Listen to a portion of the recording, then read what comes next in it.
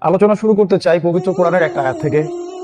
আল্লাহ রাব্বুল আলামিন সূরাতুল বাকারা সূরা নাম্বার 2 আয়াত নাম্বার 121 আল্লাহ পাক বলেছেন, আল্লাযীনা আতাইনাহুমুল কিতাব ইয়াতলুনাহু হাক্কা তিলাওয়াতিহি উলাইকা ইউমিনুনা বিহি ওয়া মান ইয়াকফুর বিহি ফাউলাইকা হুমুল খাসিরুন। আল্লাহ পাক বলেছেন, আল্লাযীনা আতাইনাহুমুল কিতাব, যাদেরকে কিতাব দেয়া হয়েছে, মানে আমাদেরকে দেয়া হয়েছে কোরআন, এর পূর্বে দেয়া হয়েছিল তাওরাত, জাবুর, ইনজিল ইত্যাদি। যাদেরকে কিতাব দেয়া হয়েছে তাদের মাঝে যারা এই কিতাবের হক আদায় করে, ইয়াতলুনাহু হাক্কা তিলাওয়াতিহি, তিলাওয়াতের হকটা আদায় করে, উলাইকা ইউমিনুনা বিহি, এরাই হচ্ছে এই বইয়ের প্রতি প্রকৃত ঈমানদার। মুখে শুধু বললে হবে না, যারা এই বইয়ের হকটা আদায় করে এরাই হচ্ছে প্রকৃত ঈমানদার। ওয়া মান ইয়াকফুর বিহি, আর যারা এর সাথে কুফরি করে, ফাউলাইকা হুমুল খাসিরুন, এরা হচ্ছে প্রকৃতপক্ষে ক্ষতিগ্রস্ত। আল্লাহ রাব্বুল আলামিন এই সূরার প্রথম আয়াতে বলেছেন, আপনারা সবাই একটা জানেন, আলিফ লাম মিম যালিকাল কিতাব লা রাইবা ফিহি। এটা এমন একটা বই যে বইয়ের মধ্যে কোনো সন্দেহ নাই। একজন লেখক কখনো তার বই লেখার সময় এভাবে গ্যারান্টি দেয় না যে আমার বইয়ে 100% বিশুদ্ধ কোনো ভুল নাই। আল্লাহ পাক শুরুই করেছেন এই কথা দিয়ে, এটা এমন একটা বই যে বইয়ে কোনো সন্দেহ নাই। হুদাল লিল মুত্তাকিন, এই বইটা মুত্তাকিদের জন্য হেদায়েত, অন্য কারোর জন্য হেদায়েতের কিছু নাই। ফাসেক, জালেম, মুশরিক, মুনাফিক, এদের জন্য এই বই হেদায়েতের কিছু নাই। যারা মুত্তাকি তাদের জন্য এই বইটা হেদায়েত। আর মুত্তাকি কারা, এটা কিন্তু আল্লাহ পাক কোরআনেই বলেছেন। এক কথায় যারা আল্লাহ এবং তার রাসূলের আনুগত্য করে, আল্লাহর কাছে আত্মসমর্পণ করে, তার বিধান মেনে চলে এবং শৃঙ্খলিত জীবন যাপন করে, এদেরকে আল্লাহ পাক মুত্তাকি বলেছেন। আল্লাহকে ভয় করে যারা, তাকওয়া অবলম্বন করে। তাকওয়া কি জিনিস? আল্লাহ পাককে সবসময় হাজির নাজির জেনে আল্লাহর ইবাদত করা, যে আমি সালাত পড়ছি আল্লাহ দেখছেন, আমি ওই যে ব্যবসা করছি আল্লাহ দেখছেন, আমি চাকরি করি আল্লাহ দেখেন, আমি সমাজের নেতা, কিভাবে সমাজ পরিচালনা করি আল্লাহ পাক দেখেন, আমি বিশ্বের নেতা, রাষ্ট্রের নেতা, আমি কিভাবে দেশ চালাই, রাষ্ট্র চালাই, বিশ্ব চালাই, আল্লাহ পাক দেখেন। যদি আমি আল্লাহর বিধানের একটু জাররা পরিমাণ ডানে বামে যাই, আল্লাহ পাক আমাকে ধরবেন। এই চেতনার নাম হচ্ছে তাকওয়া, এই বোধটার নাম হচ্ছে তাকওয়া। রোজা রাখি যখন, কিছু খাই না, কিছু পান করি না, বাথরুমে পানি খেলে কেউ আপনাকে দেখবে না, তারপরে আপনি খান না, চিন্তা করেন যে আল্লাহ আমাকে দেখছেন, এই বোধটার নাম তাকওয়া। নবীজি বলেছেন, আত-তাকওয়া হা হুনা, তাকওয়া এখানে। 3 বার বলেছেন, আত-তাকওয়া হা হুনা, তাকওয়া এখানে, আত-তাকওয়া হা হুনা, তাকওয়া এখানে, মনের ভিতর। বাইরের লেবাস পোশাক আমার অনেক ভালো থাকতে পারে, পাগড়ি, দাড়ি, টুপি, পাঞ্জাবি, জুব্বা, ভিতরে তাকওয়ার কি অবস্থা আল্লাহ ছাড়া কেউ জানে। ভিতরে ঈমানের কি অবস্থা আল্লাহ ছাড়া কেউ জানে। আল্লাহ পাক বলেছেন, এই যারা আল্লাহকে এরকম করে ভয় করে এবং এমন ভাবে আল্লাহর ইবাদত করে, কান্নাকা তারাহু, যেন তারা আল্লাহকে দেখছে। ফাইন লাম তাকুন তারাহু ফাইন্নাহু ইয়ারাক, যদি তুমি আল্লাহকে দেখতে না পাও, বিশ্বাস রাখবে আল্লাহ তোমাকে দেখছে। এইভাবে যারা আল্লাহর ইবাদত করে এরা মুত্তাকি। আর কোরআন এই মুত্তাকিদের জন্য হেদায়েত। কোরআন কি? উত্তর, কোরআন হচ্ছে এই পুরো মানব জাতির জন্য পথ নির্দেশ। একজন মানুষের ব্যক্তি জীবন থেকে শুরু করে রাষ্ট্রীয় জীবন পর্যন্ত, আপনার ইবাদত বলেন, ব্যবসা বলেন, বাণিজ্য বলেন, নামাজ, রোজা, হজ, যাকাত, দেশ চালানো, বিশ্ব চালানো, পররাষ্ট্রনীতি, যা বলেন, প্রতিটা বিষয়ের খুঁটিনাটি হেদায়েত যে বইয়ের মধ্যে আছে, ওই বইয়ের নাম হলো কোরআন। যে বইয়ের মধ্যে এগুলো নাই, সেই বইয়ের নাম কোরআন না। এখন যে যার ধর্ম ফলো করি, আমরা পালন করি, প্রত্যেকে তার ধর্মের মধ্যে খুঁজবো যে আমার ধর্মে কি প্রত্যেকটা বিষয়ের সমাধান আছে কিনা। যদি থাকে তাহলে আপনার ধর্মই সঠিক, আমারটাই ভুল। আর যদি দেখেন আপনার ধর্মে সবকিছুর সমাধান নাই, ইসলামের মধ্যে আছে, তাহলে ইসলামই সঠিক, আপনারটা ভুল। চ্যালেঞ্জটা গ্রহণ করেন, এই চ্যালেঞ্জটা গ্রহণ করেন, দেখেন যে কোন ধর্মের মধ্যে প্রত্যেকটা বিষয়ের খুঁটিনাটি সমাধান আছে। কেমন করে নামাজ পড়বেন আল্লাহ তার রাসূল বলে দিয়েছে, রোজা রাখবেন কিভাবে বলে দিয়েছে, হজ করবেন কেমন করে, যাকাত দিবেন কিভাবে, কখন যাকাত দিবেন, প্রতিবেশীর হক কেমন হবে, পিতামাতার সাথে কেমন ব্যবহার করবেন, স্ত্রীর সাথে আপনার ব্যবহার কেমন হবে, সম্পত্তি কেমন করে বন্টন করবেন, মারা গেলে মানুষকে কেমন করে দাফন কাফন দিবেন, আপনাকে আল্লাহ ক্ষমতা দিয়েছেন, সমাজ চালাবেন কিভাবে, দেশ চালাবেন কিভাবে, অন্য দেশের সাথে কিভাবে আপনি কূটনৈতিক সম্পর্ক করবেন, সবকিছু এ টু জেড যে বইয়ের মধ্যে আছে, সেই বইয়ের নাম কোরআন। আর যে ধর্ম এটা সমাধান দেয়, সেই ধর্মই হক ধর্ম। বাকি সব ধর্ম বাতিল। এখন আমরা এটা চ্যালেঞ্জ গ্রহণ করার আহ্বান জানাই। চ্যালেঞ্জটা গ্রহণ করে দেখুক সবাই, সবার ধর্মগ্রন্থ দেখুক যে কোন ধর্মগ্রন্থে প্রত্যেকটা বিষয়ের সমাধান দেওয়া আছে। এবার আল্লাহর কথা শোনেন, আল্লাহ পাক কি বলছেন। আল্লাহ পাক বলছেন সূরা কাহাফের মধ্যে আছে 54 নম্বর আয়াত। আল্লাহ বলছেন ওয়ালাকাদ সাররাফনা ফি হাদাল কুরআন লিন-নাস মিন কুল্লি মাসাল। আল্লাহ বলছেন এই কোরআনের মধ্যে আমি মানব জাতির জন্য প্রত্যেকটা বিষয় ভেঙে ভেঙে ব্যাখ্যা করেছি। কার কথা এটা? আমি মানব জাতির জন্য এই কোরআনের মধ্যেই, এই বইয়ের মধ্যেই প্রত্যেকটা বিষয় ভেঙে ভেঙে ব্যাখ্যা করেছি। ওয়া কানাল ইনসান আকসারা শাইইন জাদালা। কিন্তু মানুষ বেশিরভাগ বিষয়ে বিতর্ক করতে পছন্দ করে, মানতে চায় না। সূরা নাহাল পড়বেন, সেখানে 89 নম্বর আয়াতে গিয়ে দেখবেন আছে আল্লাহ পাক বলেছেন ওয়া নাযালনা আলাইকাল কিতাব। হে নবী, আমি আপনার প্রতি এমন কিতাব নাজিল করেছি, এমন একটা বই নাজিল করেছি, তিবিয়ানান লিকুল্লি শাই, যে বইটা প্রত্যেকটা বিষয়ের ব্যাখ্যা, প্রতিটা বিষয়ের ব্যাখ্যা। ওয়া হুদান, এবং এটা হলো হেদায়েত। ওয়া রাহমাতান, এবং এই বইটা হচ্ছে দয়া। ওয়া বুশরা, এবং সুসংবাদ। কাদের জন্য? লিল মুসলিমিন, মুসলিমদের। ওয়া মান আসদাকু মিনাল্লাহি হাদিসা। আল্লাহর চেয়ে সত্য কথা কি কেউ বলতে পারে? তো আল্লাহ পাকের কথা হচ্ছে, আল্লাহ বলছেন যে কোরআনের মধ্যে আল্লাহ প্রতিটা বিষয় ব্যাখ্যা করেছে। তাহলে কোরআনের সংজ্ঞা কি? যে বই মানব জাতির ইহকালীন কল্যাণ, পরকালীন মুক্তি দিতে পারে, এই বইয়ের নাম কোরআন। যে বইটা আপনার বাসায় আছে ওইটার নাম কোরআন না, কারণ আপনি তার হক আদায় করেন, ওইটাকে আপনি ফেলে রেখেছেন, পরিত্যক্ত বই হিসাব। কোরআন শব্দের অর্থ কি? করা থেকে আসে, ওই যে ওস্তাদরা বলতে পারবেন, করা ইয়া করাউ থেকে আসে কোরআন, নিত্য পঠিতব্য, যে বইটা নিয়মিত পড়া হয়, নিয়মিত চর্চা করা হয়, নিয়মিত গবেষণা করা হয়, এই বইয়ের নাম কোরআন। তাহলে আপনার ঘরে যে বইটা আছে ওর নাম কোরআন? ওই যে বাবা মারা গেছিল গত বছর খুলছিলেন, তারপরে আরেকটা কোনো অকেশন ছিল ওই সময় খুলছিলেন, এখন বাসাতেই আছে, মাশাআল্লাহ, সুন্দর করে ঘষে ঘষে একদম পরিষ্কার করে সেলফের উপরে রেখে দিয়েছে। এই বইটার নাম কোরআন না। কোরআন শব্দের অর্থই হচ্ছে নিত্য পঠিতব্য। আর এই কথাগুলো স্কুল, কলেজ, ইউনিভার্সিটিতে তোমরা শিখতে পারবে না, তোমাদেরকে এগুলো শিখাবে না।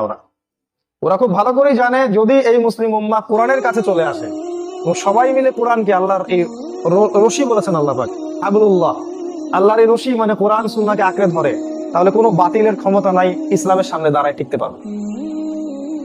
এই জন্যই তারা চায় না যে তোমরা কোরআন শেখো। এই জন্যই দেখবা যে তোমরা 20 বছর 15 বছর পড়াশোনা করেছো, আজ পর্যন্ত 15টা সূরা তোমাদেরকে ওরা পড়ায় না। সূরা তো অনেক দূরের কথা, 15টা আয়াতও তোমাদের। জিজ্ঞাসা করে দেখেন, আপনার ছেলেটা তো মাস্টার্স পাস করছে, ডক্টরেট করছে, মায়ের থেকে পিএইচডি ডিগ্রি করে আসছে, তাই না? ওকে বলেন নবী সাল্লাল্লাহু আলাইহি ওয়াসাল্লামের স্ত্রীদের নাম একটু বলো দেখি। আমাদের নবীজি কত হিজরিতে বদরের যুদ্ধ করছেন একটু বলো দেখি। উহুদে কতজন সাহাবী রক্ত দিলেন বলো দেখি। আবু হুরায়রা রাদিয়াল্লাহু আনহুর আসল নাম কি একটু বলো দেখি, বা ইমাম বুখারীর আসল নামটা কি এটা বলো। কিচ্ছু বলতে পারবে না। তাহলে এই যে 20-25 বছর পড়াশোনা করলো সেকুলার এডুকেশন সিস্টেমে, ওর জীবনের সময় নষ্ট, ওর টাকা নষ্ট, ওর মানে কি বলবো, এক কথা যৌবনটা নষ্ট। যদি ওই পড়াশোনার মধ্যে কোরআন থাকতো, সুন্নাহ থাকতো, ইসলাম থাকতো, তারপরে সে রাজনীতি শিখুক আর অর্থনীতি শিখুক আর মেডিকেল সায়েন্স শিখুক আর ইঞ্জিনিয়ারিং শিখুক, কোনো আপত্তি ছিল না আমাদের। অন্তঃসার শূন্য একটা শিক্ষা তোমাদেরকে দেওয়া হচ্ছে। আল্লাহ পাক কোরআনের সংজ্ঞা দিয়েছেন, কোরআন সেই বই যেই বইটা নিত্য পঠিতব্য, রেগুলার পড়া হয়। আমাদের নবী সবে দরুদ পড়ি মুহাম্মদ সাল্লাল্লাহু আলাইহি ওয়াসাল্লামের প্রতি সর্বপ্রথম যে আয়াতটা নাজিল হয় সেটা কি ছিল? ইকরা, মানে পড়ুন। দেখেন, আমাদের নবীজি পড়তে জানতেন না, তিনি লিখতেও জানতেন না, পড়তেও জানতেন না। তারপরে আল্লাহ পাক প্রথম কেন ওহী করলেন পড়ো? আল্লাহ তো ভালো করেই জানেন তিনি পড়তেও জানেন না, লিখতেও জানেন। তাহলে পুরো উম্মাহকে মেসেজ দেওয়া হচ্ছে, সমাজ সংস্কার করতে চাও বা দ্বীনের জন্য কিছু করতে চাও, ইসলাম প্রতিষ্ঠা করতে চাও, পড়তে হবে। আগে কি পড়তে হবে? আল্লাহর কিতাব পড়তে হবে। এর আগে আল্লাহ পাক যখন তাওরাত নাজিল করেছিলেন, তাওরাতটা ছিল হক, ওই সময়ের জন্য হক। তারপরে যাবুর ওই সময়ের জন্য হক, তারপর ইনজিল ওই সময়ের জন্য হক। এবার আমরা পেয়েছি আল্লাহর পক্ষ থেকে কোরআন, কিয়ামত পর্যন্ত এটাই সত্য মিথ্যার একমাত্র মানদণ্ড, এর বাইরে হক কোথাও নাই। এটা একটা কোরআনের সংজ্ঞা। আরেকটা সংজ্ঞা আছে, কোরআন হচ্ছে আল্লাহর কালাম, কোরআন আল্লাহ পাকের নিজের কথা। এই ফিলিংসটা যখন আপনার ভিতর আসবে যে আমি আল্লাহর কথা তিলাওয়াত করছি এবং আল্লাহ আমার সাথে কথা বলছেন, তখন আপনি বুঝতে পারবেন কোরআন আসলে কি জিনিস। সূরা তওবার মধ্যে একটা আয়াত আছে, ওখানে বলা আছে 5 কি 6 নম্বর আয়াতে, এবার আল্লাহ বলেছেন যে এটা হচ্ছে কালামুল্লাহ, আল্লাহ পাকের কালাম। একজন ইমাম ছিলেন, 4 ইমামের একজন, ইমাম মালিক রাহিমাহুল্লাহ অথবা আহমদ বিন হাম্বল রাহিমাহুল্লাহ, আমি একটু ভুলে গেছি। এই দুইজনের একজনের জীবনে একটা ঘটনা ঘটেছিল। সম্ভবত উনি ইমাম আহমদ বিন হাম্বল রাহিমাহুল্লাহ। তো তাকে সরকার খুব নির্যাতন করেছিল। ওই সময়কার যত আলেম ছিল সবাই বলেছিল কোরআন হচ্ছে আল্লাহর সৃষ্টি। আল্লাহর কি সৃষ্টি? যেমন মানুষ আল্লাহর সৃষ্টি, গাছপালা, গরু ছাগল, এরকম কোরআনও আল্লাহ পাকের সৃষ্টি। ওই ইমাম একাই প্রোটেস্ট করেছিলেন সারা দেশে যে না, আল্লাহর সৃষ্টি না কোরআন, কোরআন আল্লাহর কালাম, আল্লাহর কথা। তাকে জেল দেয়া হলো, জেলে প্রচন্ড মারধর করা হলো, তাকে বাগদাদের রাস্তায় রাস্তায় ঘোরানো হলো রশি দিয়ে গলায়। তারপরেও তিনি এটা স্বীকার করলেন না যে কোরআন আল্লাহর সৃষ্টি, তিনি বলেই গেলেন কোরআন আল্লাহর কালাম। এরকম স্কলার আলেম খুঁজে পাবেন এখন? কোরআন পড়তে হবে ভাই, আল্লাহর কালামকে সম্মান করতে হবে, ঘরের উপরে তুলে রাখা যাবে না, প্রতিদিন তিলাওয়াত করতে হবে। তিলাওয়াতের সিস্টেমটা আমি বলে দিচ্ছি। যদি পারেন বছরে একটা খতম দিবেন। আপনি অর্থ বোঝেন আর নাই বোঝেন, পড়বেন। অর্থ বোঝেন চাই নাই বোঝেন, আপনি পড়বেন। 1 বছরের চেয়ে বেশি পড়েন 6 মাসে একটা খতম দেন, তার চেয়ে বেশি পড়েন 3 মাসে একটা খতম দেন। আর যদি আরো বেশি এনার্জি থাকে মাসে একটা করে খতম দেন, প্রতি মাসে একটা খতম। কিভাবে দিবেন? ওই চাঁদ দেখে দেখে দিবেন। আজকে চাঁদ কেউ দেখে? চাঁদ দেখে কেউ তারিখ বলে? আরবি তারিখ কি কেউ বলে? আল্লাহ পাক কোরআনে বলেছেন এই চাঁদ এবং সূর্যকে আমি তোমাদের জন্য দিয়েছি সময় গণনা কারক হিসাবে। ইয়াসআলুনাকা আনিল আহিল্লা, সূরা বাকারা আছে, কুল হিয়া মাওয়াকিতু লিন-নাস। তোমাকে মানুষ জিজ্ঞাসা করে চাঁদ সম্পর্কে, তুমি বলে দাও হে নবী চাঁদ হচ্ছে ক্যালেন্ডার, সময় বিন্যাস করবে। এখন আমরা ওই যে পশ্চিমা সভ্যতার ক্যালেন্ডার ফলো করি, ওদের ওই যে 12টা, দিন 12টা, রাত 12টা ফলো করি, এই জন্য আমাদের সময় বরকত নষ্ট হয়ে গেছে।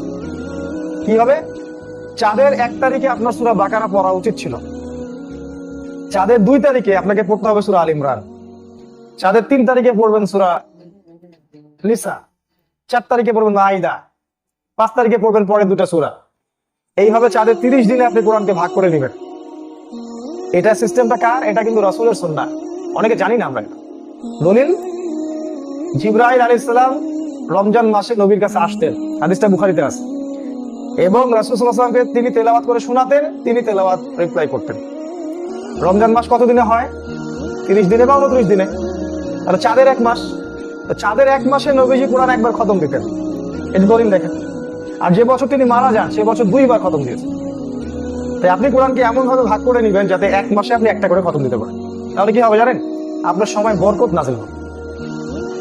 এবং কিয়ামতের একটা আলামত হচ্ছে সময় সংক্ষিপ্ত হয়ে আসবে, সময় সংক্ষিপ্ত হয়ে আসবে। কিয়ামতের একটা আলামত, বছর চলে যাবে মাসের মতো, মাস চলে যাবে সপ্তাহের মতো, আর সপ্তাহ চলে যাবে দিনের মতো। দেখেন মিলে যাচ্ছে না এগুলো এখন? কিন্তু আপনি যদি 1 মাসে কোরআন এইভাবে পড়তে পারেন, আপনার সময় ওদের মতো করে যাবে না ইনশাআল্লাহ। দেখবেন আপনি আপনার সময় বরকত হচ্ছে, আপনি অনেক কাজ করতে পারছেন সারাদিন। কারণ আল্লাহ চাঁদ এবং কোরআনের মধ্যে একটা সমন্বয় দিয়েছে। এটা আমরা অনেকে জানি না, বলেও না, অনেকে বুঝতে পারি না। আর একটা বিষয় সূর্য। এই যে আমাদের জীবন দেখেন, শহর কেন্দ্রিক যারা আমরা বাস করি, সকাল হয় এদের 10টায়, বাজারঘাট শুরু করে 11টায়, 11:30টায়। এদের দিনটা কিন্তু দেখবেন ফজর থেকে মাগরিব পর্যন্ত, জোহর থেকে মাগরিব পর্যন্ত। শহরে গেলে দেখবেন সকাল 10টায় গিয়ে দেখবেন রংপুরের কোনো দোকানপাট খোলেন, অল্প কয়েকটা দোকান। অথচ মদিনায় গিয়ে দেখবেন, যারা হজ করেছেন আপনারা জানেন, মক্কা মদিনায় গিয়ে দেখবেন ওরা এই সুন্নাহটা ধরে রাখছে। ফজর আজান হয়ে গেছে, নামাজ শেষ, শহর জীবিত হয়ে গেল। আর আমাদের নবী মুহাম্মদ সাল্লাল্লাহু আলাইহি ওয়াসাল্লাম বলেছেন আমার উম্মতের জন্য ফজরের পরের সময়টাতে বরকত রাখা হয়েছে। ফজরের পরের সময়টাতে আমার উম্মতের জন্য বারাকা রাখা হয়েছে। এই সময় তো ঘুমে কাটা দেয়। তাই সূর্যকে ফলো করতে হবে, সূর্য এবং চাঁদ, তাহলে জীবনটা শৃঙ্খলিত হবে, সময় বরকত হবে। আর দাজ্জালের সময় হচ্ছে সবাইকে এক সময়ের মধ্যে নিয়ে আসা, ইউনিভার্সাল টাইম বলেন এখন, মানে সারা বিশ্বকে একটা কেন্দ্র থেকে শাসন করার চিন্তা ভাবনা করছে। কেন্দ্র থেকে একটা হুকুম দিবে, সারা বিশ্ব মানতে রাজি, এমন একটা পটভূমি তারা তৈরি করছে। এটা দাজ্জাল করছে এবং ওর অনুসারীরা করছে।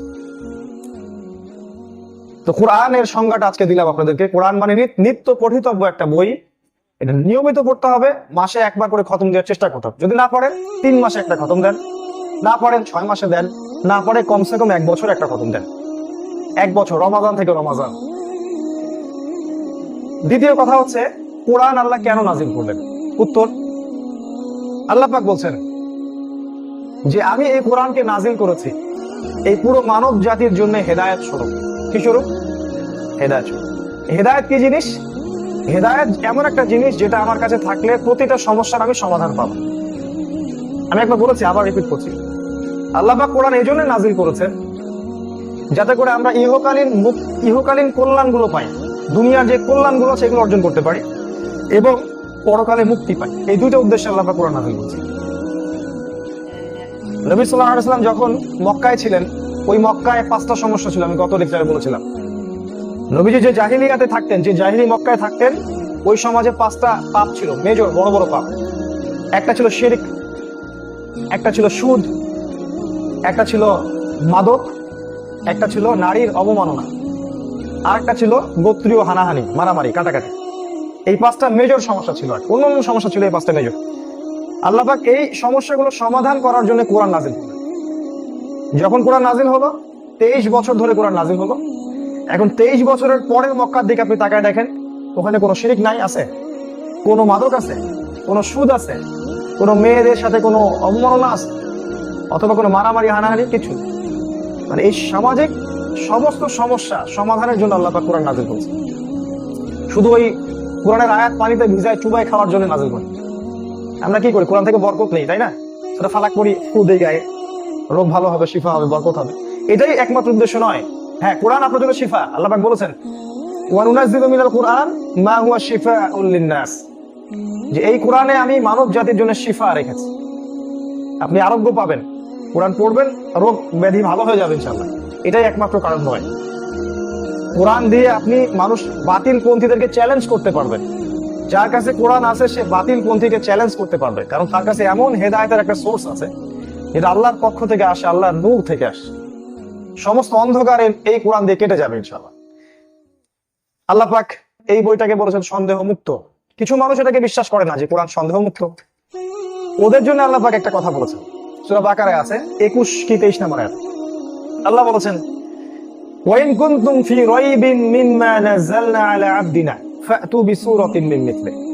আল্লাহ বলেন, আমি যে কোরআন তোমাদের উপর নাজিল করেছি এই বই নিয়ে যদি তোমাদের কোনো সন্দেহ থাকে, ফাতু বিসূরাতিন মিন মিথলিহি, একটা সূরা এর মতো নিয়ে এসে দেখাও। একটা সূরা কোরআনের মতো নিয়ে এসে দেখাও। ওয়াদউ শুহাদাকুম মিন দুনিল্লাহ ইন কুনতুম সাদিকিন। আল্লাহকে বাদ দিয়ে তোমাদের যত সাহায্যকারী আছে সবাইকে ডেকে নিয়ে আসো, সমস্ত মানুষ এবং জিনকে একত্রিত করো, ওই একটা সূরা নিয়ে আসো। ইন কুনতুম সাদিকিন, যদি সত্যবাদী হয়ে থাকে। আল্লাহ বলেন, ওয়া ইল্লাম তাফআলু, যদি তোমরা এটা করতে না পারো, ওয়ালান তাফআলু, লান মানে কি? মানে কোশ্চিন কালেও পারবে। যদি তোমরা এটা না পারো, এটা তোমরা কোশ্চিন কালেও পারবে না, তাহলে ফাত্তাকুন নার আল্লাতী ওয়াকুদুহান নাস ওয়াল হিজার, তাহলে সেই আগুনকে ভয় করো যে আগুনের ইন্ধন হবে মানুষ এবং পাথর। উইদ্দাত লিল কাফিরিন, যেটা কাফেরদের জন্য প্রস্তুত করা হয়েছে। আল্লাহ পাক এই বইটাকে সন্দেহ মুক্ত বই বলেছেন, চ্যালেঞ্জ করে দিয়েছেন। যদি বিশ্বাস না হয় চেষ্টা করে একটা সূরা নিয়ে এসে দেখাও। আবু জেহেলের নাম শুনেছেন আপনারা? আবু সুফিয়ান, উতবা, সাইবা, এরা দিনের বেলা নবীজির বিরোধিতা করত প্রকাশ্য। রাতের বেলা আমাদের নবী সাল্লাল্লাহু আলাইহি ওয়াসাল্লাম যখন তাহাজ্জুদের নামাজ পড়তেন, এই আবু জেহেল চুপচুপ করে নবীর কোরআন তেলাওয়াত শুনতো। চিন্তা করতে পারেন, একদিন ওখানে একটা প্রতিযোগিতা হলো। আরবরা ছিল কবি সাহিত্যিকদের একটা যুগ, ওখানে কাব্যের একটা ব্যাপক প্রচলন ছিল। একজন সাহাবীকে দায়িত্ব দিয়ে রাসূল সাল্লাল্লাহু আলাইহি ওয়াসাল্লাম কাবা ঘরের সামনে 3টা আয়াত কোরআনের লোটকে দিলেন। 3টা আয়াত, ইন্না আ'তাইনাকাল কাউসার ফাসাল্লি লিরাব্বিকা ওয়ানহার ইন্না শানিয়াকা হুয়াল আবতার। ওদের সব কবিতা এখানে লটকানো হলো আর কোরআনের এই সূরাটাকে লটকানো হলো। তৎকালীন সময়ের লোকরা একটু মানে সত্যবাদী মন নিয়ে ছিল, যদিও জাহিলি যুগে ছিল, কিন্তু সত্যবাদী মন ছিল। এরা এই সূরাটা পড়লো গভীর মনোযোগ দিয়ে, পড়ে বলল, নিচে লিখে দিল, লাইসা হাদা কালামুল বাশার। মিল রেখে ওই যে শেষের আয়াতটা কি, ইন্না শানিয়াকা হুয়াল আবতার, নিচে ওরা লিখে দিল লাইসা হাদা কালামুল বাশার, এটা কোনো মানুষের কথা নয়। ওরাই লিখে দিল। এটা কাবা ঘরের ঘটনা ঘটেছে। একবার তারা কোরআনকে বললো এটা হচ্ছে জাদু। আল্লাহ পাক সূরা হাক্কার মধ্যে নাজিল করলেন, এটা কোনো গণকের কথা নয়। ওরা কোরআনকে অপবাদ দিল, এটা হচ্ছে আপনার জিন জিন নবীকে শিখিয়ে দেয় সে কথা বলে। আল্লাহ পাক কোরআন নাযিল করলেন, এটা কোনো কবির কাব্য নয়, এটা কোনো গণকের গণকই নয়, তাকে কোনো শয়তান এটা শিখিয়ে দেয়নি।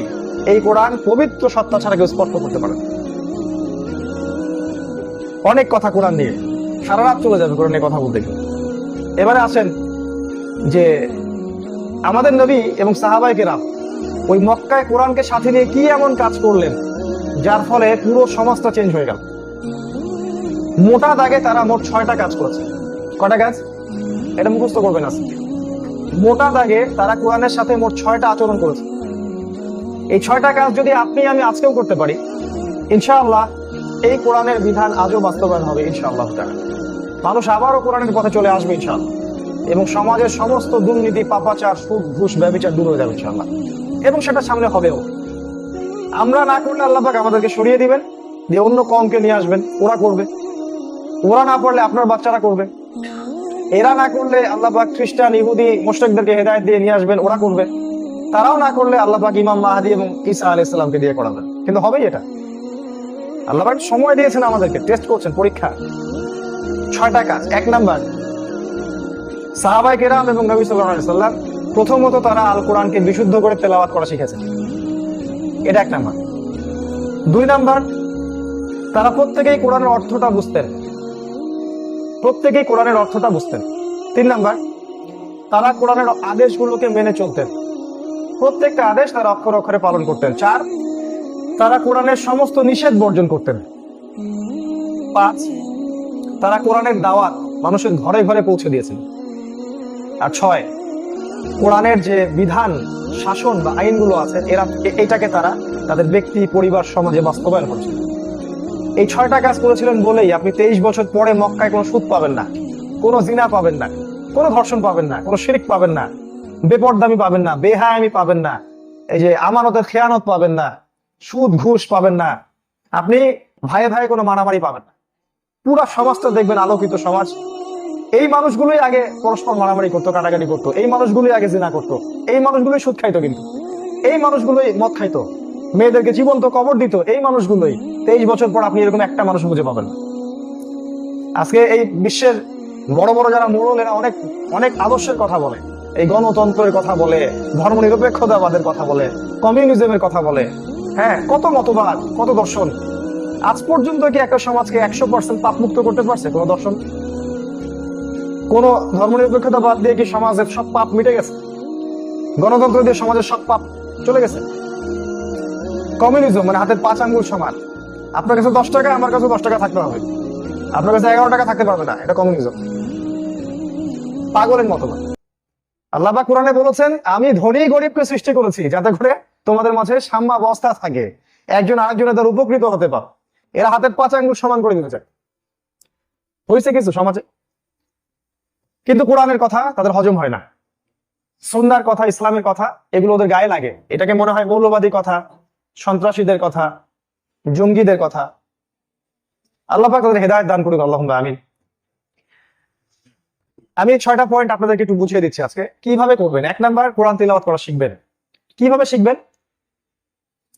আমার এই অল্প বয়সে যতটুকু আমি পড়াশোনা করেছি এবং করিয়েছি মানুষকে, আমার বিশ্বাস একজন ব্যক্তি যে আলিফ বা তা চিনে না, এর কোরআন পড়া শিখতে সর্বোচ্চ সময় লাগতে পারে 3 মাস, এর বেশি লাগার কথা না। একটা ব্যক্তি যে আলিফ বা তা কিছুই চেনে না, এরকম ব্যক্তি কোরআন তেলাওয়াত করা শিখতে পারবে মাত্র 3 মাস ইনশাআল্লাহ। যদি আপনি সপ্তাহে 3 দিন করে সময় দেন, 3টা মাস লেগে থাকেন, আপনি কোরআন তেলাওয়াত করা শিখতে পারবেন। মসজিদে মক্তব চালু করতে পারেন, স্থানীয় মাদ্রাসায় আপনারা একটা ব্যাচ করতে পারেন, একজন আলেমকে, একজন ওস্তাদের সাথে কথা বললেন, তার সাথে কন্ট্যাক্ট করলেন, 3 মাস কন্টিনিউয়াসলি আল্লাহর জন্য, পরকালের জন্য, আল্লাহর কালাম শেখার স্বার্থে একটু কষ্ট করলেন, পরিশ্রম করলেন, ওস্তাদকে সময় দিলেন, তার কথা মেনে চললেন, দেখবেন 3 মাস পর আপনি ইনশাআল্লাহ বিশুদ্ধ করে কোরআন তেলাওয়াত করতে পারবেন ইনশাআল্লাহ। এখানে শয়তান আপনাকে 3টা ধোঁকা দিবে, শুনেন, 3টা ধোঁকা আপনাকে শয়তান দিবে। 1 নাম্বার, শয়তান আপনাকে বুঝাবে যে তোমার এগুলা শেখার দরকার নাই, এগুলা জীবনে অনেক শিখছি বাবা, নুরানি, তারপরে কায়দা, হাফেজিয়া, কত কি করলাম, আমি পারি, আমার দরকার নেই। এটা শয়তান আগে শেখাবে। এখনই যদি উস্তাদ আপনাকে ধরে সূরা ফাতিহা, দেখবেন 10টা ভুল বের করে ছেড়ে দিন। এই যে আলহামদুলিল্লাহ, এই ভাইয়ের মাখরাজ গলার মাঝখান থেকে না, যদি আলহামদুলিল্লাহ পড়েন অর্থ দাঁড়ায় সমস্ত প্রশংসা আল্লাহর জন্য। যদি বলেন আলহামদুলিল্লাহ, এটা কোন হা? হায় হাওয়াজ। এই হায় হাওয়াজ দিয়ে পড়লে অর্থ দাঁড়ায় কি জানেন? সমস্ত নিন্দা আল্লাহর জন্য। কি বুঝলেন? এত সহজ না। আপনি যখন বলেন কুল হু আল্লাহু আহাদ, আলিম ওলামাকে তো দাম দেয় না মানুষের, তাই না? এত সহজ না ভাই, বহু বছর পড়াশোনা করে এগুলো শিখতে হয়। ওইদিকে আমি পরে আসছি। যদি আপনি বলেন কুল হু আল্লাহু আহাদ, অর্থ দাঁড়ায় বলুন হে নবী আল্লাহ এক এবং অদ্বিতীয়, তাই না? শুধু বলেন কুল না বলে বলেন কুল, ছোট কাপ দিয়ে পড়েন, অর্থ দাঁড়াবে খাও আল্লাহ এক, আপনি খান যে আল্লাহ এক। যদি পড়েন আলিফ লাম মিম যালিকাল কিতাব লা রাইবা ফি, এটা এমন একটা বই যে বইয়ে কোনো সন্দেহ নাই। আমি লাই কিন্তু টান দিছি, লা রাইবা ফি। যে টান না দেই, বলি যালিকাল কিতাব লা রাইবা ফি, অর্থ চেঞ্জ হয়ে যাবে। অর্থ হবে এটা এমন একটা বই যে বই অবশ্যই সন্দেহ আছে। এটা এমন একটা বই যে বই অবশ্যই সন্দেহ আছে। ঈমান না কুফর? বুঝতেছেন না কথা? ঈমান না কুফর? কুফর। যদি বলেন কুলি আইয়ুহাল কাফিরুন, হে কাফেররা, লা আ'বুদু মা তা'বুদুন, আমি তার ইবাদত করি না যার ইবাদত তোমরা করো, এটা তো ঈমান। আর যদি বলেন লা আ'বুদু মা তা'বুদুন, অর্থ আমি অবশ্যই তার ইবাদত করি যার ইবাদত তোমরা করো, এটা কি? কুফর। তো মাখরাজ, মদ, এই জিনিসগুলো ভালো করে শিখে তাসবিদের সাথে কোরআন তেলাওয়াত করতে হবে। চেষ্টা করেন, তারপরে যদি না আসে আল্লাহ মাফ করে দেবেন ইনশাআল্লাহ। তা আপনাকে তো চেষ্টা করতে হবে। সারা জীবন 10, 15, 20 বছর বিসিএস ক্যাডার হওয়ার জন্য মাথার ঘাম পায়ে ফেলে একদম একাকার করে ফেলালেন, আল্লাহর কালাম পড়ার সৌভাগ্য হলো না। এর মতো হতভাগা কোনো মানুষ হতে পারে? মাঝে মাঝে রাগ হয়, তো রাগ হওয়ার জন্য রাগ হচ্ছে না, বিবেককে নাড়া দেওয়ার জন্য রাগ হচ্ছে। কষ্ট হয়, সারাটা জীবন 10,000 বই পড়লো, 10 লক্ষ টাকা খরচ করছে মনে করেন প্রতি সেমিস্টারে, বছর বছর কত দূরে গিয়ে আছে, আবাসিক, খাবার কষ্ট, থাকার কষ্ট, সময়ের কষ্ট, রাত জেগে পড়ে, আল্লাহর কালাম পড়তে পারে না, মিসকিন, দিনের মিসকিন। এই ব্যক্তির জন্য কেমন করে কোরআন তার পক্ষে সাক্ষী দিবে বলেন? যদি আপনি বিশুদ্ধ করে কোরআন তেলাওয়াত করা শিখেন তাহলে অনেক অনেক ফজিলত পাবেন। তো একটা ফজিলত বলছি, আমাদের নবীজি বলেছেন বিশুদ্ধ করে কোরআন তেলাওয়াত করবেন, প্রত্যেক হরফে আপনি 10টা করে নেকি পাবেন। আলিফ লাম মিম বলবেন, 30 নেকি হয়ে যাবে ইনশাআল্লাহ। শুধু আলিফ লাম মিম বললে 10টা নেকি হবে না, আলিফে 10, লামে 10, মিমে 10, 30 নেকি। রমজান মাসে পড়লে আরো 70 দিয়ে কি হয়? গুণ হবে। আপনি যখন বিশুদ্ধ করে পড়া শিখবেন তখন আপনি কোরআন কিছু অংশ মুখস্থ করবেন, তখন আপনি প্রত্যেক ফরজ নামাজের পর আয়াতুল কুরসি পড়তে পারবেন। আর যে ব্যক্তি প্রত্যেক ফরজ নামাজের পর আয়াতুল কুরসি পড়ে, তার জান্নাতে যাওয়ার জন্য একটাই বাধা, তার মওত। মৃত্যু হলেই সে জান্নাতে চলে যাবে ইনশাআল্লাহ। আমাদের নবীজি বলেছেন কেউ যদি রাতের বেলা সূরাতুল মুলক তেলাওয়াত করে, কোন সূরা? তাবারাকাল্লাযী বিয়াদিহিল মুলক। নবীজি বলেছেন সাল্লাল্লাহু আলাইহি ওয়াসাল্লাম, নবীর নাম আসলে দরুদ মনে মনে পড়বেন, এই ব্যক্তিকে আল্লাহ পাক কবরের আযাব থেকে রক্ষা করবেন ইনশাআল্লাহ। কবরে কেউ যাবে? সূরা মুলক আপনার সাথে যাবে, আপনার কবরে সূরা মুলক আপনার সাথে যাবে। কেউ যাবে না, যার জন্য আপনি সারা জীবন নষ্ট করছেন। ওই বউ, ওই বাচ্চা, ওই চাকরি, ওই ব্যবসা, এই যে জনগণ, দেশের জনগণ, জনগণের কল্যাণে কাজ করি, জনগণের কল্যাণে আল্লাহ বিরোধী কাজ করি, ওই জনগণের কেউ যাবে না কবর। যাবে? সূরা মুলক যাবে আপনার কবরে। নবীজি বলেছেন একজন যুবকের বেশে সে আসবে এবং কবর আযাবকে ঠেকিয়ে দিবে। সুবহানাল্লাহ, বিশাল ব্যাপার। নবীজি বলেছেন সাল্লাল্লাহু আলাইহি ওয়াসাল্লাম যে ব্যক্তি সূরা বাকারা তিলাওয়াত করবে, ওই ঘর থেকে শয়তান দূর দূর করে পালিয়ে যাবে, চলে যাবে। যে ঘরে সূরা বাকারা তেলাওয়াত করা হয় ওই ঘরে শয়তান প্রবেশ করে না, থাকতে পারে না। নবী সাল্লাল্লাহু আলাইহি ওয়াসাল্লাম বলেছেন যে ব্যক্তি সূরা আল ইমরান এবং বাকারা তেলাওয়াত করবে, কিয়ামতের মাঠে এই দুটো সূরা ছায়া দিবে তাকে, ছায়া দিবে। ওই সময় সূর্য কোথায় থাকবে ভাই? ভালো করে জানেন আপনারা কোথায় থাকবে? ওই দিন আপনাকে ছায়া দিবে সূরা বাকারা এবং সূরাতুল আল ইমরান। আজকে জুমার দিন ছিল, সূরাতুল কাহফ তেলাওয়াত করে সুন্নাহ। নবীজি বলেছেন যে ব্যক্তি জুমার দিন সূরা কাহফ তেলাওয়াত করবে, আল্লাহ পাক তাকে দাজ্জালের ফিতনা থেকেও বাঁচিয়ে রাখবে। দাজ্জালের ফিতনা কি জিনিস বুঝতে পারবেন না, মানে এমন ফিতনা যে মানুষ ফিতনায় পড়ে থাকলেও মনে করবে আমি ফিতনায় নাই, ও বুঝতেই পারবে না যে ফিতনার মধ্যে আছে। এই যে হাজারটা মেয়ে রাস্তাঘাটে ল্যাংটা হয়ে ঘুরছে না, এরা কি মনে করে যে আমরা কোনো খারাপ কাজ করছি, আমরা কোনো ফিতনার মধ্যে আছি? তারা তো মনে করে আমরা পুরুষের কাঁধে কাঁধ মিলিয়ে জাতি বিনির্মাণে এগিয়ে যাচ্ছি, আর আমাদের নবীজি বলেছেন এরা দাজ্জালের শেষ অনুসারী। এই মেয়েরা দাজ্জালের শেষ অনুসারী, ও বের হওয়ার সময় চলে আসছে কাছাকাছি। তিনি বলেছেন এক শ্রেণীর মেয়ে বের হবে শেষ জামানায়, যাদেরকে মুমিন পুরুষরা ঘরে রাখতে পারবে, ঘরের বাঁধন ছিন্ন করে তারা বের হয়ে চলে যাবে। কারা এরা দেখছেন না? এখন ঘরে রাখতে পারবেন না আপনি, যতই বলেন যতই বুঝান, ব্রেন ওয়াশড, বের হয়ে যাবে ওরা বাড়ি থেকে। নবীজি বলেছেন এরা দাজ্জালের শেষ লাস্ট ফলোয়ার। তাহলে দাজ্জাল কত আগে থেকে তার কাজ শুরু করতে চিন্তা করেন এবার। এই দাজ্জালের ফিতনা থেকে আপনাকে বাঁচাবে সূরা কাহফ, যদি আপনি পড়তে পারেন প্রতি জুমায়। যদি সেটাও না পড়েন, নবীজি বলেছেন প্রথম 10টা আয়াত মুখস্থ করবেন সূরা কাহফের। ইনশাআল্লাহ আল্লাহ পাক আপনাকে নূর দিবেন, আলো দিবেন, কিয়ামতের মাঠে এই সূরা আপনার জন্য সুপারিশ করবেন। সূরা ফালাক, সূরা নাস, সূরা ইখলাস, ছোট ছোট সূরা। 3বার সূরা ইখলাস পড়লে আপনার কি হবে? এক খতম কোরআনের নেকি পাবেন ইনশাআল্লাহ। কোরআনের 1/3 এটা। আর সূরা ফালাক নাসের ব্যাপারে আসছে, সকালে আর সন্ধ্যায় 3বার করে পড়বেন। সকালে মানে ফজরের পরে 3বার সূরা ইখলাস, 3বার সূরা ফালাক, 3বার সূরা নাস, আবার মাগরিবের পরে বা আসরের পরে 3বার। এই ব্যক্তি দৃশ্য অদৃশ্যের সব ক্ষতি থেকে সে বেঁচে থাকবে ইনশাআল্লাহ। আপনাকে খুশি হচ্ছেন না? অনেক ফজিলত আছে। ইয়াসিন, সূরা ইয়াসিনকে বলা হয় নিরাপত্তা, কোরআনের কলিজা। ফজরের পরে পড়বেন, সারাদিন নিরাপত্তা লাভ করবেন ইনশাআল্লাহ। সূরা দুখান, সূরা দুখান পড়বেন ফজরের পরে। হামিম, সূরা দুখান এই জন্য ইম্পর্টেন্ট যে শেষ জামানার একটা নিদর্শন হচ্ছে অচিরেই এই পৃথিবীর একটা বড় অংশ ধোঁয়া দিয়ে ছেয়ে যাবে, ধোঁয়া দিয়ে।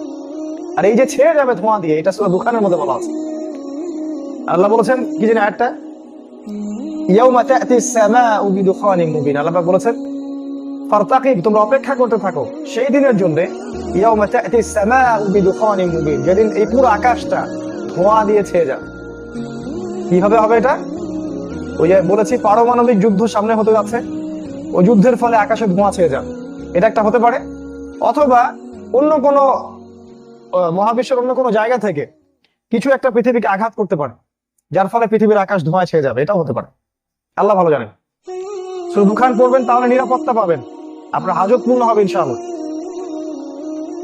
সূরা বাকারার শেষ 2টা আয়াত, এটা ইম্পর্টেন্ট। আলী রাদিয়াল্লাহু আনহু বলেছেন কোন বিবেকবান লোক, যার বুদ্ধি আছে, এই ব্যক্তির পক্ষে শোভা পায় না যে রাতের বেলা সূরা বাকারার শেষ 2 আয়াত না পড়েই ঘুমিয়ে যাবে। ফজিলতটা কি? কেউ যদি রাতের বেলা সূরা বাকারার শেষ 2টা আয়াত তেলাওয়াত করে, অন্য হাদিসে আসছে শেষ 3টা আয়াত, আমানা রাসূল থেকে ফানসুরনা আলাল কওমিল কাফিরিন পর্যন্ত, অথবা লিল্লাহি মা ফিস সামাওয়াতি থেকে ফানসুরনা আলাল কওমিল কাফিরিন পর্যন্ত, এই 3টা বা 2টা আয়াত। আমি 3টা পড়ি, রিস্ক কম। যদি পড়েন সারা রাত আপনি তাহাজ্জুদ পড়লে যে নেকিটা পাইতেন, ওই কাজটা করার জন্য সেই নেকিটা পাবেন। প্রতি রাত থেকে তাহাজ্জুদ পড়া হয়, কঠিন কাজ না। সূরা বাকারার শেষ 2টা আয়াত পড়লে আপনি এটা পারবেন ইনশাআল্লাহ। এরকম অসংখ্য ফজিলত আছে কোরআনের। সবচেয়ে বড় কথা, কোরআন আপনাকে সাকিনা দিবে, প্রশান্তি দিবে, টেনশন দূর করবে, আপনার রোগ দূর করে দিবে, আপনার কলিজাকে ঠান্ডা করে দিবে। তার চেয়ে বড় কথা, আল্লাহর সাথে আপনার সম্পর্ক তৈরি হবে। এক সময় দেখবেন কোরআন পড়তে পড়তে আপনার চোখ দিয়ে ধর ধর করে পানি পড়ছে, ওই দিন বুঝতে পারবেন যে কোরআন আপনার কলিজা ভেদ করে ঢুকে গেছে। তার আগ পর্যন্ত বুঝতে পারবেন না। কাবা ঘরে দেখবেন অনেক কারি আছে তেলাওয়াত করে, তেলাওয়াত করতে করতে ডুকরে কেঁদে ওঠে, দেখেন না? দেখেননি আপনারা উমরা করতে, হজ করতে গিয়ে? মদিনায় দেখবেন অনেক আলেম, অনেক কারি ছিলেন, ওদের অনেক আলেম এখন অবশ্য জেলেও আছে, ইসলামী রাষ্ট্র বলে কথা, তাই না? তো দেখবেন আলেমদের চোখ দিয়ে দর দর করে পানি পড়ছে, কোরআন তেলাওয়াত করছে, পানি পড়ছে। একবার আমাদের নবী মুহাম্মদ সাল্লাল্লাহু আলাইহি ওয়াসাল্লাম একজন সাহাবীকে ডাকলেন, তার নাম আব্দুল্লাহ ইবনে মাসউদ রাদিয়াল্লাহু আনহু। ডেকে বললেন যে আমার সামনে একটু কোরআন তেলাওয়াত করো তো শুনি। আর সাহাবী বললেন, ইয়া রাসূলুল্লাহ, আপনার উপর কোরআন নাযিল হয়েছে আর আমি আপনার সামনে কোরআন তেলাওয়াত করব, এটা তিরমিজিতে আছে হাদিসটা। তখন আল্লাহর রাসূল সাল্লাল্লাহু আলাইহি ওয়াসাল্লাম বলেন, আমি অন্যের মুখ থেকে কোরআন তেলাওয়াত শুনতেও ভালোবাসি।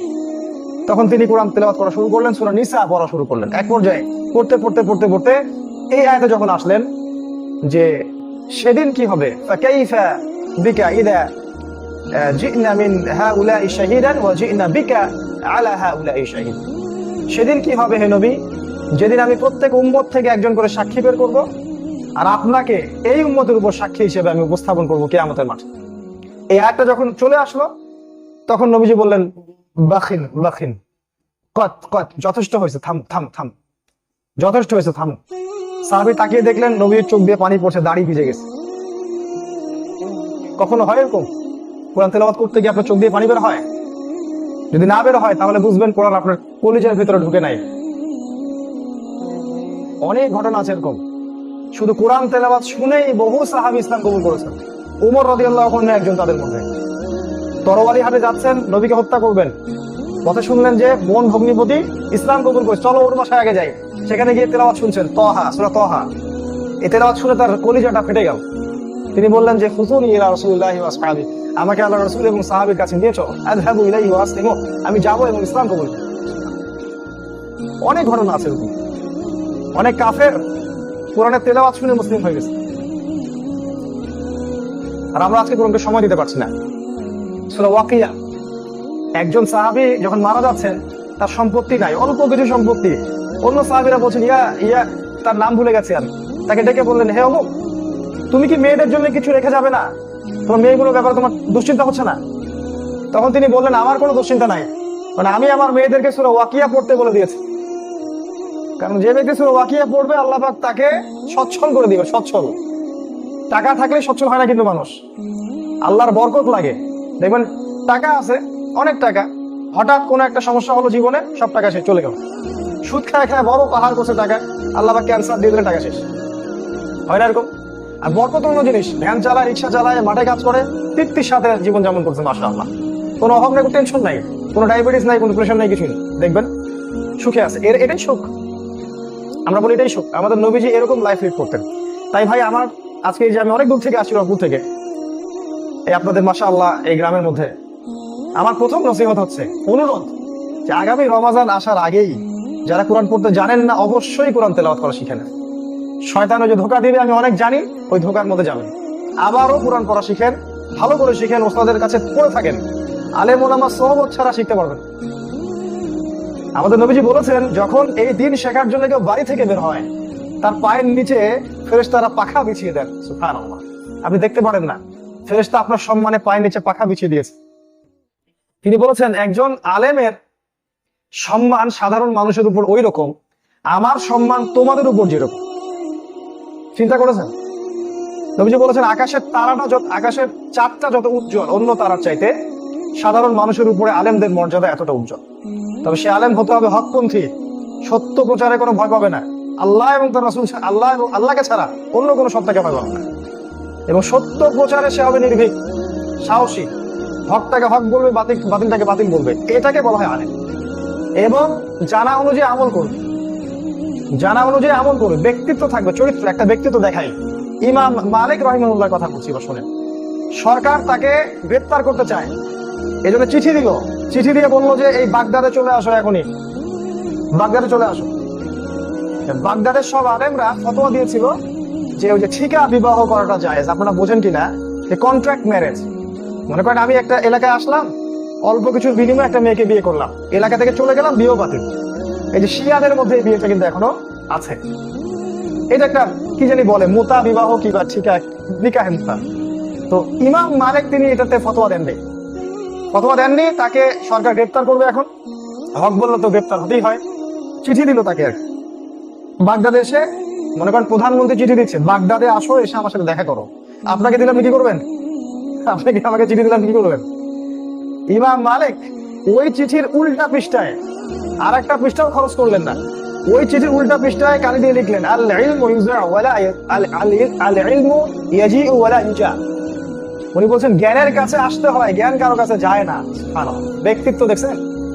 ব্যক্তিত্ব দেখেন আলেমদের, জ্ঞানের কাছে তুমি আসবা, জ্ঞান কারো কাছে যাবে না। উনি যান নাই।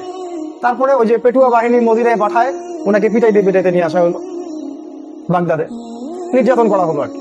ব্যক্তিত্ব তিনি কিন্তু রক্ষা করলেন। আজকে আমাদের আলেমদের প্রতি নসিহত থাকবে এটাও, যে কোরআন এবং সুন্নাহ এটা আমানত আল্লাহর পক্ষ থেকে, হকটাকে হকভাবে প্রচার করতে। এবং আপনি একজন আলেম দ্বারা একটা পুরো রাষ্ট্র পরিবর্তন করা সম্ভব। ইবনে তাইমিয়ার কথা আপনারা জানেন, ইমাম আবু হানিফার কথা জানেন, ইমাম ইউসুফের কথা জানেন, ইমাম মুহাম্মাদের কথা জানেন, কত ইমাম চলে গেছেন, আমরা তো কিছুই না তাদের সাথে। তাই আলেমদেরকে শ্রদ্ধা করবেন, সম্মান করবেন, তাদের কাছে পড়ে জ্ঞান শিখবেন, আর তাদেরও উচিত হবে সত্যটাকে প্রচার করা।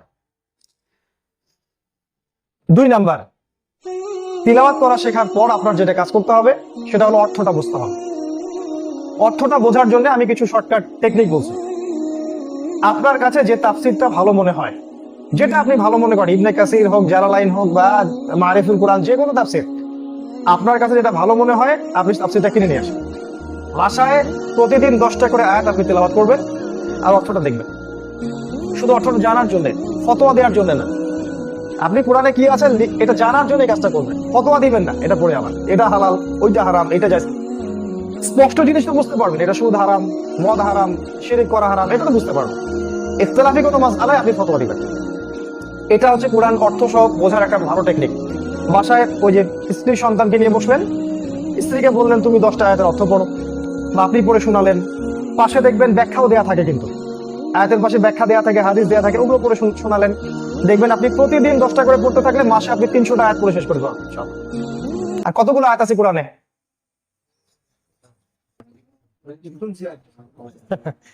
6236টা আয়াত আছে। আমি একটা পরিসংখ্যান বলি, অর্থ বোঝা যে কত সহজ আমি আপনাকে বলি। কোরআনের একটা হাফেজি কোরআন, ওই যে হাফেজ ওস্তাদরা জানেন, হাফেজি কোরআনে 600টা পৃষ্ঠা থাকে, আর প্রত্যেকটা পারা 20 পৃষ্ঠা করে। যারা হাফেজ তারা জানেন কোন পৃষ্ঠার প্রথম শব্দটা কি আর শেষ শব্দটা কি, চোখের একটা হিপস আছে কিন্তু। তো এই 600টা পৃষ্ঠায় প্রতি পাড়ায় আপনার 20টা করে পৃষ্ঠা, 30 পারা। এই 30 পারায় 114টা সূরা আছে। 114টা সূরার মধ্যে আয়াত সংখ্যা হচ্ছে 6236টা, আর শব্দ আছে প্রায় 77,800টা। 77,800টা। তার মানে 77,800টা শব্দের অর্থ যে জানে সে কোরআনের 100% অর্থ জানে, এই তো। কিন্তু আল্লাহ বলেছেন ওয়ালাকাদ ইয়াসসারনাল কুরআনা লিযিকরি ফাহাল মিন মুদ্দাকির, কোরআন আমি সহজ করেছি বোঝার জন্য, উপদেশ গ্রহণকারী কেউ আছো কি? এই 77,800টা শব্দ মাত্র 4,500টা শব্দ থেকে বের হয়েছে, কমে গেল না এবার? কোথায় 77,800টা আর কোথায় 4,500টা? আর এই 4,500 শব্দের মধ্যে মাত্র 250টা ক্রিয়া আছে, যেটাকে ফেল বলে আরবিতে। 250টা ক্রিয়া, এবং একটা ক্রিয়া থেকে অনেকগুলো করে শব্দ বের হয়, একটা সিলসিলাতুল আফআল আছে। এই টেকনিকটা যে জানে, এই 250টা সিগা যার মুখস্থ আছে অর্থ সহ, সে কোরআনের 70% অনুবাদ করতে পারবেন স্যার। কারণ একই আয়াত, একই শব্দ বারবার ঘুরে ঘুরে কোরআনের মধ্যে আসছে। আমার কাছে এগুলো সব বইপত্র লিস্ট করা আছে, এরকম দেখবেন 125টা শব্দ আমি আপনাকে দিতে পারবো। 125টা শব্দ যেগুলো 28,000 বার কোরআনে আসছে, 40টা মানে 28,000 বার এই 125টা শব্দই ঘুরে ঘুরে ঘুরে। যেমন এই আপনার রহমান, এই শব্দটা আপনি পাবেন 20-30 বারের বেশি কোরআনে। রহিম অনেকবার পাবেন, মালিক অনেকবার পাবেন, না আবুদু পাবেন। সূরা ফাতিহার মধ্যে প্রায় 17-18টা শব্দ আছে। এই শব্দগুলো কোরআনে কয়বার আসছে জানেন? 7,800 বার আসছে এই সূরা ফাতিহা শব্দগুলো। যদি কেউ সূরা ফাতিহা জানে, মানুষের কোরআনের 7,800টা শব্দ জানে। খুবই সহজ, আমরা ভয় দেখাই মানুষকে আর কি। এখন ইন্টারনেটে যাবেন, অনেক কোর্স বের হয়েছে। একটা কোর্সের নাম বলে দিচ্ছি আমি, understand Quran and Salah. Understand Quran and Salah, যুবকরা বুঝতে পারবে। www.understandquranacademy.com ভিজিট করবা, দেখবা পুরো ক্লাসগুলো বের হয়ে আসবে। প্রায় 100টা ক্লাস থাকবে, প্রত্যেকটা ক্লাসে তোমার 10 মিনিট 20 মিনিট করে বই দেওয়া থাকবে, ডাউনলোড করবা, পড়বা, দেখবা সব শিখে ফেলছে বাসা। খুব সহজ। এখন এই যুগে অজুহাত দেওয়ার কোনো সুযোগ নাই, সব হাতের সামনে। এরকম এই কোর্সগুলো আমরা অনেক মাদ্রাসাতেও দিয়েছি, এই কোর্সটাই আমি নিজেই দিয়েছি। হিপসের পাশাপাশি আমি চাচ্ছি ওরা এটা করুক, শিখুক। পুরো অর্থ বোঝা সহজ। এই টেকনিকটার সাথে আপনি কিছু যদি গ্রামার জানেন, আরবি গ্রামার, ইসম কোনগুলা, বিশেষ্য কোনগুলা, ফেল কোনগুলা, ক্রিয়া কোনগুলা, হরফ কোনগুলা, এগুলো যদি জানেন, আপনি ইনশাআল্লাহ কোরআনের 70-80% এমনি অনুবাদ করতে পারবেন ইনশাআল্লাহ। বাকি 20% কঠিন, সেটা আপনি পরে চিন্তা করেন, ওটা আগে মাথা ঘামানোর দরকার নাই, ওগুলো পরে চিন্তা করেন। কমন অনেক কিছু পাবেন, এই অর্থটা বোঝার চেষ্টা করেন। না হলে কি হবে জানেন? না হলে কোরআন আপনি ভিতর থেকে অনুভব করতে পারবেন না, কোরআনের শিক্ষা আপনি বাস্তবায়ন করতে পারবেন না। যেমন দেখেন, প্রত্যেক ফরজ নামাজে আমরা বলি গায়রিল মাগদুবি আলাইহিম ওয়ালাদ-দাল্লিন, বলি না? এই মাগদুব কারা? এই মাগদুব মানে ইহুদি জাতি। আর দল্লিন কারা? এই দল্লিন মানে খ্রিস্টান জাতি, নাসারা। এই আয়াতের অর্থ হচ্ছে, আল্লাহ আমাদেরকে মাগদুবদের উপর তুমি যে গজব দিয়েছো ওইটা আমাদেরকে দিও না, আর দল্লিন পথভ্রষ্টদের পথে আমাদেরকে পরিচালিত করো না। সাহাবীরা জিজ্ঞেস করলেন, ইয়া রাসূলুল্লাহ, মাগদুব কারা আর দল্লিন কারা? নবীজি বললেন, মাগদুব হচ্ছে ইহুদি, আল ইহুদ, আর দল্লিন হচ্ছে নাসারা, হুমুন নাসারা, খ্রিস্টান। দেখেন প্রত্যেক নামাজে আপনি আল্লাহর কাছে আশ্রয় চাচ্ছেন, আল্লাহ আমাকে ইহুদিদের পথ থেকে বাঁচান আর খ্রিস্টানদের পথ থেকে বাঁচান। এবার দেখেন আপনার রাজনীতি কার পথে? রাজনীতি যে মতবাদগুলো, এটা কাদের সুন্নতে? ইসলামী খেলাফত চলে? কি চলে? ওই আব্রাহাম লিঙ্কনের গণতন্ত্র চলে, ওই পশ্চিমা বিশ্বের ধর্মনিরপেক্ষতাবাদ চলে, সেকুলারিজম চলে। কিন্তু নামাজে কিন্তু ঠিকই বলছেন আপনি। আপনি কি বলছেন অর্থ আপনি জানেন। আপনি দেখেন অর্থনীতি, কাদের অর্থনীতি চলে? ইসলামী অর্থনীতি চলে, যাকাত ভিত্তিক অর্থনীতি চলে। কি পুরো সব জায়গায় সুদ আর সুদ। একটা গ্রাম খুঁজে পাবেন না, একটা মানে ইউনিয়ন পাবেন না যেখানে আপনি সুদ পাবেন না। ছোট্ট একটা গ্রাম, বর্ডারের ছোট্ট একটা গ্রাম, ওখানে দেখবেন 15টা সুদী এনজিও কাজ করছে। এরা এমন ভাবে চক্রটা জাল বিছিয়েছে যে মানুষের রিজিকটাকে হারাম করে দেওয়ার চিন্তা করছে। অনেকদিন বলেছি সুদ মায়ের সাথে জিনা করা, মেয়েদেরকে ধর্ষণ করার অপরাধ, আল্লাহ এবং তার রাসূলের সাথে যুদ্ধ করার মতো অপরাধ। তারপরেও মানুষের কলিজাটা ভেদ করছে না কথাগুলা। কেন করছে না? কারণ হারাম খাইতে খাইতে, সুদ খাইতে খাইতে আর পাপ করতে করতে কলবটা মরে গেছে।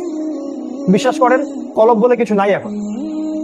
নবীজি বলেছেন যখন কেউ একটা পাপ করে কলবে একটা দাগ পড়ে, আরেকটা পাপ করলে একটা দাগ পড়ে, এইভাবে এক পর্যায়ে কলবটা কালো হয়ে যায়, দুর্গন্ধ বের হয়। এই জন্য মালাকুল মউত যখন আসে তখন তারা দুর্গন্ধের চোটে তার জানটা কবজ করতে চায় না। তারা টেনে হিসড়ে সেখান থেকে রূপটা বের করে তাড়াতাড়ি করে একটা জায়গায় ঢুকাই দিয়ে সিজ্জিনে বানায় দেয়। সিজ্জিন কোথায়? একদম জাহান্নাম, মাটির তলে সিজ্জিন। আল্লাহ পাক আমাদেরকে হেফাজত করুন। আল্লাহুম্মা আমিন। তো এই যে আমরা ইহুদি খ্রিস্টানদের রাজনীতি ফলো করি, অর্থনীতি ফলো করি, সমাজনীতি ফলো করি, কিন্তু নামাজে আমরা ঠিকই বলি ওদের থেকে বাঁচাও। সমস্যাটা কোথায়? আপনি কি পড়ছেন তার অর্থ আপনি জানেন। জানতেন, বুঝতেন, আপনার বিবেক বাধা দিত। আল্লাহ পাক সূরা হাশরের মধ্যে বলেছেন, শেষের দিকে আছে, লাউ আনজালনা হাযাল কুরআন।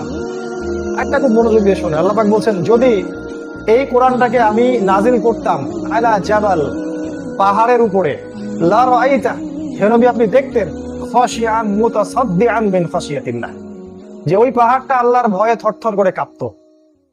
কোরআনকে যদি আপনার উপর নাজিল না করে আমি পাহাড়ে নাজিল করতাম, তাহলে আপনি দেখতেন যে পাহাড়টা আল্লাহর ভয়ে থরথর করে কাঁপছে। চিন্তা করতে পারেন, ওই কোরআনই আমি পড়ছি, কিন্তু অর্থ না বোঝার কারণে আমাদের হৃদয় কখনো কাঁপছে না। অথচ আমাদের নবী কোরআন তেলাওয়াত করতেন আর এমন ভাবে কাঁদতেন যে মনে হতো তার এই বুক থেকে ওই যে ডেকচিতে চুলা জাল দিলে যেমন বুদবুদ করে শব্দ হয়, এইরকম শব্দ হতো, ডুকরে ডুকরে কাঁদতেন তিনি তাহাজ্জুদের নামাজে। তিনি বলতেন, তাকে সম্ভবত আবু বকর রাদিয়াল্লাহু আনহু বলেছিলেন, ইয়া রাসূলুল্লাহ আপনি তো বৃদ্ধ হয়ে গেলেন মদিনা হিজরত করার পর। আমাদের নবী কি উত্তর দিয়েছিলেন? তিনি বলেছেন, হে আবু বকর, এই সূরা মুরসালাত, সূরা হাক্কা, সূরা হুদ, এই সূরাগুলো আমাকে বৃদ্ধ বানিয়ে দিয়েছে। মানে এই সূরাগুলো এমন ওজন, কোরআনের এমন ওয়েট, এমন ওজন, আমাদের নবী যে বৃদ্ধ হয়ে যাচ্ছেন। বুখারী হাদিসে তিনি বলছেন, যখন তার কাছে ওহী নাযিল হয় এই সময়টা তার কাছে প্রচন্ড কষ্টের মনে হয়। শীতের দিনেও তার কপাল দিয়ে দরদর করে ঘাম পড়তো। মানে কোরআনের এমন ওয়েট আছে, বুঝতে পারবেন না যদি আপনি অর্থ না বোঝেন। অর্থ বুঝলে আপনি দেখবেন আপনি কোরআনের স্বাদ পাচ্ছেন, মজা পাচ্ছেন, ভালো লাগবে আপনার কাছে, আপনি ভিতর থেকে ভালো ফিল করবেন। আপনি তখন মনে করবেন আল্লাহর সাথে আপনার কথা হচ্ছে।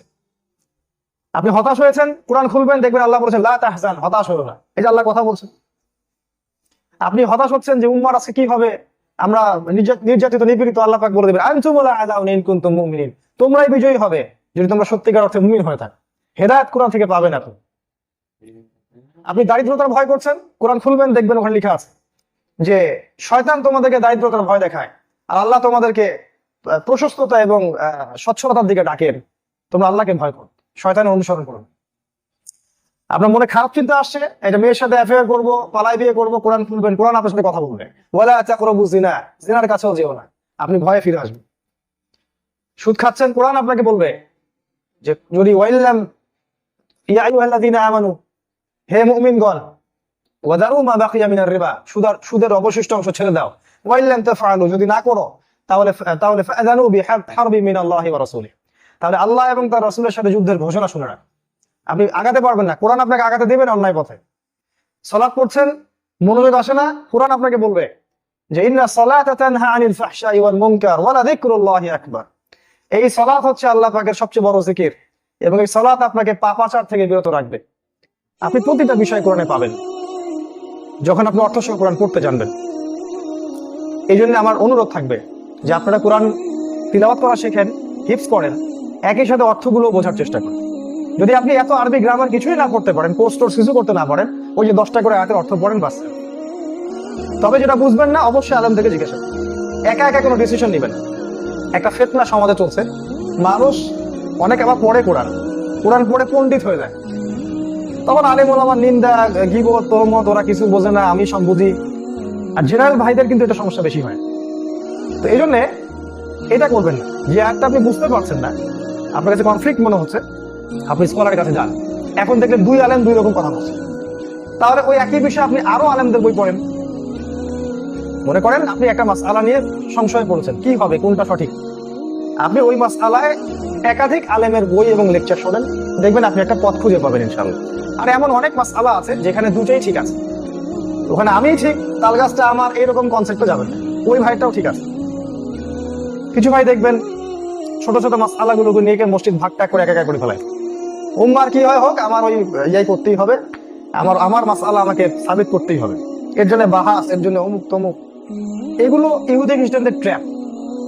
ওরা চাচ্ছে আমরা বিভক্ত হয়ে যাই। আল্লাহ বলেছেন যে তোমরা ইয়া আইয়ুহাল্লাযীনা আমানু, হে মুমিনগণ, ইত্তাকুল্লাহ, তোমরা আল্লাহকে ভয় করো এবং তোমরা আল্লাহর রজ্জুটাকে শক্ত করে ধরে থাকো। ওয়া আতাসিমু বিহাবলিল্লাহি জামিআ, তোমরা একসাথে আল্লাহর রজ্জুটা শক্ত করে ধরে রাখো। ওয়ালা তাফাররাকু, দলে দলে বিভক্ত হয়ো না। এই কোরআন আপনাকে কথা বলবে। চুরি করছে কেউ, কোরআন বলে দিবে ওকে কি করতে হবে। সূরা মাইদা খোলেন, আল্লাহ বলে দিবেন তার হাত কেটে ফেলো। কেউ ধর্ষণ করেছে, এখন সমাধান খুঁজে পায় না, কি করবে, র‍্যাপ দিয়ে পিটাবে না কি করবে, না কোন আইন করবে, কবে পাস হবে। আর আইন পাস হলেও তো বাস্তবায়ন হয় না, বহু আইন তো আছেই, বাস্তবায়ন করা দূরের কথা। কোরআন আপনাকে বলে দিবে ওকে রজম করতে হবে, ফাঁসি দিতে হবে বা মৃত্যুদণ্ড দিতে হবে। একজন আরেকজনকে অন্যায়ভাবে হত্যা করলো, কি করবেন, কোরআন বলে দেবে কেসাস করতে হবে, হত্যার বদলে হত্যা। মুসলিমদের অবস্থা আজকে খারাপ, কি করবেন, কোরআন খুললে দেখবেন ওখানে আল্লাহ বলছেন তোমরা জিহাদ ছেড়ে দিয়েছো, এই জন্য তোমাদের অবস্থা। তোমরা আল্লাহর পথে দাওয়াত এবং জিহাদ ছেড়ে দিয়েছো, এই জন্য তোমাদের অবস্থা। সমাধান সব ওখানে দেখবেন, পাবেন। আল্লাহ এটাও বলেছেন তোমরা কি ভেবেছো যে তোমরা এমনি এমনি জান্নাতে চলে যাবে। সূরা আনকাবুতে আছে, সূরা বাকারাতেও আছে, আম হাসিবতুম আন তাদখুলুল জান্নাহ, তোমরা কি ভেবেছো এমনি এমনি জান্নাতে চলে যাবে। ওয়ালাম্মা ইয়া'লামিল্লাহু আল্লাযীনা জাহাদু মিনকুম, যতক্ষণ না আল্লাহ জেনে নিচ্ছেন তোমাদের মধ্যে কে সত্যিকার জিহাদ করে নেওয়া। সমাধান আপনি কোরআনে পাবেন, প্রত্যেকটা বিষয়ের সমাধান কোরআন আপনাকে দিয়ে দিবেন ইনশাআল্লাহ। তবে আপনার দায়িত্ব হচ্ছে অর্থ সহ কোরআন পড়া, না হলে আপনি এই পুরো হেদায়েত থেকে বঞ্চিত থেকে যাবেন।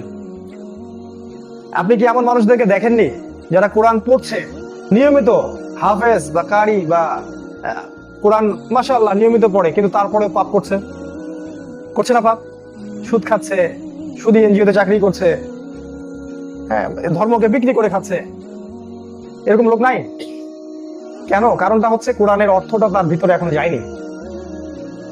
আমাদের নবীজি এই কথাগুলো বলেছেন, এই সূরাগুলা আমাকে বৃদ্ধ করে দিয়েছে।